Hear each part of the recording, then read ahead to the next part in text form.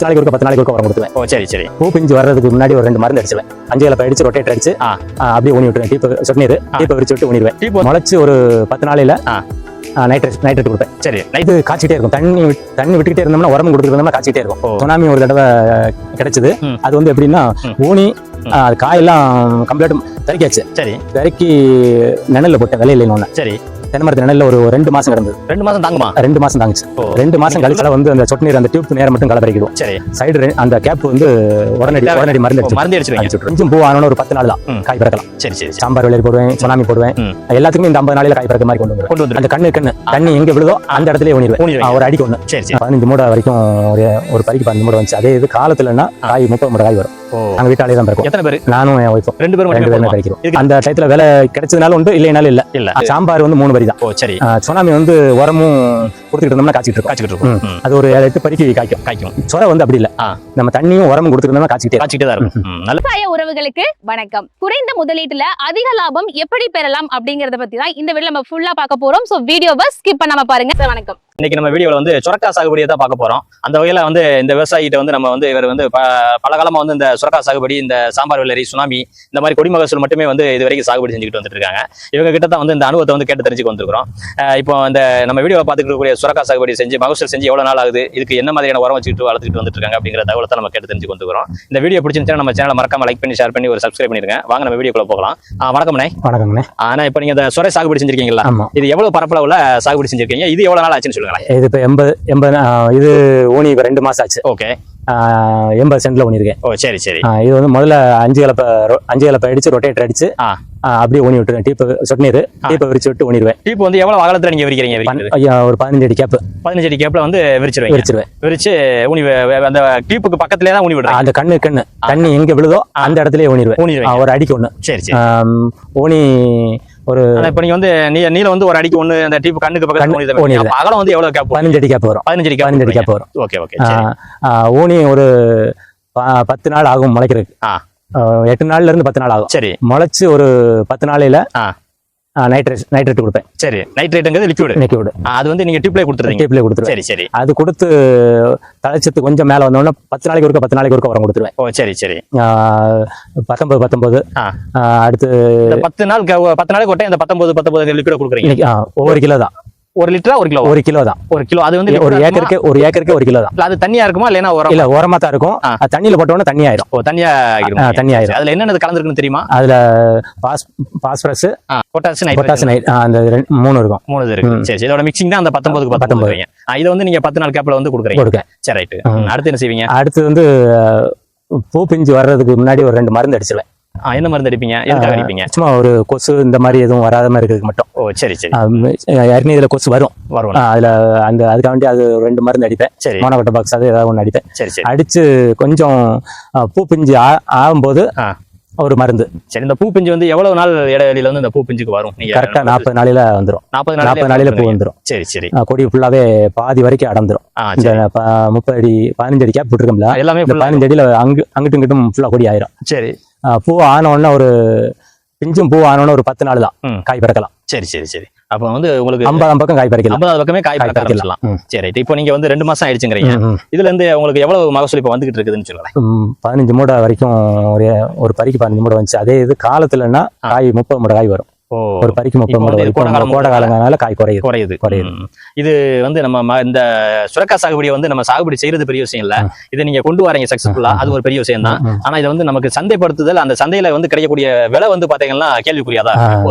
நம்ம காய் கொண்டு வர நேரத்துல விலை இருக்காது. அதே காய் இல்லாத நேரத்துல விலை இருக்கும். அப்ப நீங்க இந்த விலையில வந்து நீங்க எதுவும் பிளான் பண்ணி இந்த மகசூல வந்து சாகுபடி செய்றீங்களா? இல்ல அப்படி நம்ம செய்ய முடியாது. நம்ம ஊனி கொண்டு வருவோம். அந்த டயத்துல வேலை கிடைச்சதுனாலும் உண்டு, இல்லைனாலும் இல்ல. ஆனா அதுக்காண்டி அழிச்சிட்டோம்னாலும் அழிச்ச ஒரு 10 நாளையில மறுபடியும் வேலை கிடைக்கும். அந்த நேரத்துல நம்ம கொண்டு வர முடியாது.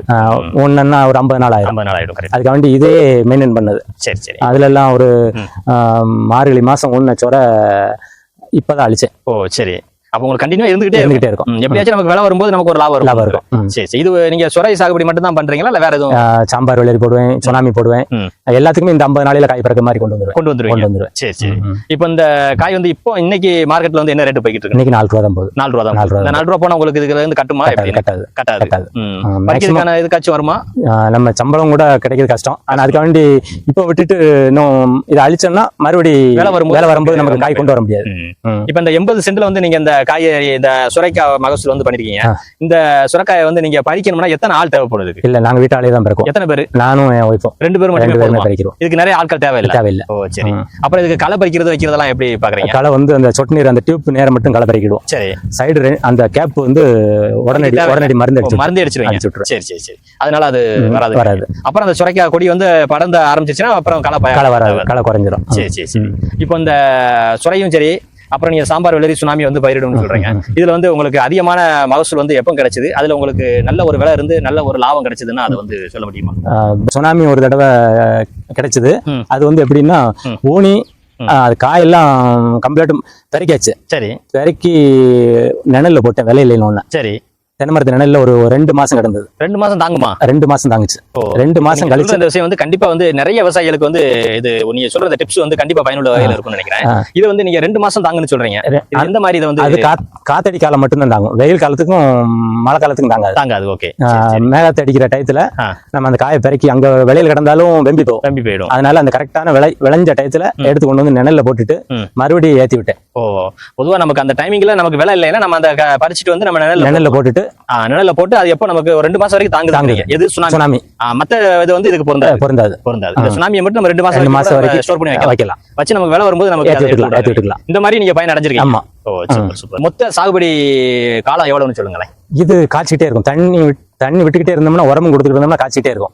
நிறைய பேர்ட்ட நான் கேட்டுக்கிறேன். 6 மாசம் வாங்கினா ஒரு இப்ப சுரை சாகுபடியா இருக்கட்டும், சாம்பார் வெள்ளரியா இருக்கட்டும், 3 பரி 4 பரி பறிச்ச உடனே அப்புறம் அது பழுத்துரும், இலையெல்லாம் பழுத்து. அது வந்து சாம்பார் வந்து 3 பரி தான். சரி. சுனாமி வந்து உரமும் கொடுத்துக்கிட்டு இருந்தோம்னா காய்ச்சிக்கிட்டு இருக்கும். அது ஒரு 7-8 பரிக்கு காய்க்கும். சொரை வந்து அப்படி இல்ல, நம்ம தண்ணியும் உரமும் கொடுத்துட்டு இருந்தோம்னா காய்ச்சிக்கிட்டே தான் இருக்கும். நல்ல தகவல் சொல்லிருக்கீங்க. அப்ப நமக்கு வந்து சாம்பாருக்கு ஒரு குறிப்பிட்ட காலம் இருக்குது, சுனாமிக்கு ஒரு குறிப்பிட்ட காலம் சொல்லிருக்கீங்க. ஆனா சுரைக்கு வந்து அது பொருந்தாது. உரமும் தண்ணியும் வச்சுக்கிட்டே இருந்தோம்னா அது எப்போ காய்ச்சிக்கிட்டே இருக்கும். நமக்கு என்னைக்கு நமக்கு மார்க்கெட்டுக்கு விலை கிடைக்குது அன்னைக்கு பாத்துக்கலாம். ஓகே. இப்போ நமக்கு இந்த விலை இல்லாத சமயங்கள்ல இந்த சுரைக்காய் என்ன செய்வீங்க நீங்க செய்யறது? விலை இல்லாதப்ப நம்ம பிறகு ஒண்ணும் வேலை அங்க ஒரு 500 ரூபா 1000 ரூபா மிச்சம் வர மாதிரி இருந்தா ஏத்தி விடுவோம். சரி. இல்லைன்னா எடுத்து அப்படி பொலியில வெயில போட்டுருவோம். சரி. இல்ல இது எதுவும் கால்நடைகளுக்கு பயன்படுத்துறீங்க? இல்ல, ஆகாது. இது வரைக்கும் தின்னது இல்ல, நாங்க போட்டதும் இல்ல. சரி. இப்போ வந்து ஷார்ட்டா வந்து நீங்க இப்போ அந்த சுரையும் சரி, சாம்பார், சுனாமி இந்த 3மே நீங்க வந்து பயிரிட்டு வரீங்க. அடுத்து நம்ம வீடியோ பார்க்கக்கூடிய விவசாயிகளுக்கு இதுல எதை வந்து பயிரிடலாம், இல்ல 3மே பயிரிடலாமா, இது பயிரிட்ட லாபம் இருக்குமா அப்படிங்கறத சொல்லுங்களேன். எல்லாமே பயிரிடலாம். சுரையில இருந்து தக்காளி எல்லாம் போட்டிருந்தேன். ஃபர்ஸ்ட் விலை கிடைக்கல. ஃபர்ஸ்ட் விலை கிடைக்காம 2வது கட்டையை தழுக்க விட்டு அதுல விலை கிடைச்சது. அந்த மாதிரி கிடைச்சிருக்கு. அதுல சொட்டு நீர்ல உரம் கொடுத்த உடனே கட்டையிலே தழுத்தது, அதுல விலை கிடைச்சது. ஆனா ஃபர்ஸ்ட் 30 வெட்டி வந்த இடத்துல 30 வெட்டிக்கு எதிர்பார்க்க முடியாது, ஒரு 10 வெட்டி எதிர்பார்க்கலாம். சரி. இப்போ வந்து நம்ம இந்த கொடி மகசூல் வந்து நம்ம பண்ணலாம்னு சொல்றீங்க. பண்ணுனா நமக்கு லாபம் இருக்கும். ஆனா கண்டினியூவா பண்ணணும். நீங்க பண்ணுற இந்த மெத்தட் வந்து சொட்டு நீர் பாசனத்துல தான் பண்ணுறீங்க. ஆமா. சரி. நடதண்ணிக்கு உள்ள தண்ணி வசதி கம்மி.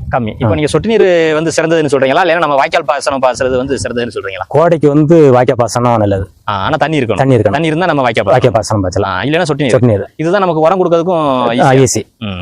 அப்ப நீங்க உரம் வந்து வைக்கிறீங்க, அது போக மருந்து 2 டைம் அடிக்கிறீங்க, அதோட அவ்வளவுதான். அப்புறம் நீங்க வீட்டால 2 பேர் மட்டுமே இந்த 80 சென்ட்ல வந்து பறிச்சுடுவோம். சரி. இப்போ வந்து பாத்தீங்கன்னா நமக்கு இவ்வளவு நேரம் வந்து ஒரே வீடியோல சுரைக்காவும் சரி, சுனாமி, சாம்பார் வெள்ளரி இந்த 3மே வந்து தெளிவா வந்து A to Z ஆரம்ப கட்டத்துல இருந்து கடைசி மகசூல் காலம் முடிந்த வரைக்கும் வந்து தெளிவா வந்து இந்த வீடியோல பதிவு செஞ்சிருக்கீங்க. கண்டிப்பா இந்த வீடியோ பாக்குற எல்லா விவசாயிகளுக்கும் வந்து மிகவும் யூஸ்ஃபுல்லா இருக்கும்னு எதிர்பார்க்கிறோம். இவ்வளவு நேரம் நமக்கு வேண்டி டயத்தை ஒதுக்கி இந்த வீடியோ ஷேர் பண்ணிக்கிட்டதுக்கு ரொம்ப நன்றி. வணக்கம்.